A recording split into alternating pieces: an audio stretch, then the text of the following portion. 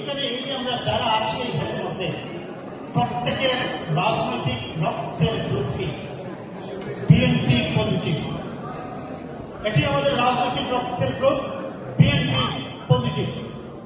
আপনি যদি বিএনপি করেন, আমি 39 বছর থেকে বিএনপি করি, আমি বিশ্বাস করি আমার ব্লাড সেলে বিএনপির বন্ধু।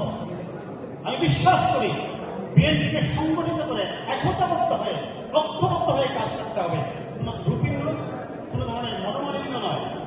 নেতৃত্বের প্রতিযোগিতা থাকবে, সেই প্রতিযোগিতায় নিজেকে যোগ্য প্রমাণ করে দলকে মানুষের কাছে, মাঠে মানুষের কাছে, জনগণের কাছে প্রমাণ করতে হবে যে ইয়েস, বাংলাদেশের জাতীয়তাবাদ এবং ইসলামী মূল্যবোধের সবচেয়ে বিকল্প শক্তিটা হচ্ছে বিএনপি। বিএনপি দেশের স্বাধীনতা সার্বভৌমত্বকে রক্ষার নিউক্লিয়াস। সেই বিএনপির একজন প্রার্থী জনাব কাইম ভাই, তিনি ছাত্র রাজনীতি থেকে জন্মদাতা হয়েছেন।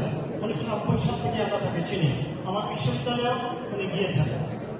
এবং আমি অনুরোধ করছি, আমরা আমাদের যে কথা হচ্ছে দল যাকে যে আসন থেকে মনোনয়ন দেবে, দলের সিদ্ধান্তই ভারপ্রাপ্ত চেয়ারম্যান জনাব তারেক রহমানের সিদ্ধান্তই চূড়ান্ত। যার হাতেই দলের সৃষ্টি হবে, আমরা ঐক্যবদ্ধভাবে তার পক্ষে কাজ করব। আমি নিজেও, আপনারা অনেকে দেখেছেন আমার নির্বাচনী এলাকা থেকে আমি নিজেও একজন প্রার্থী।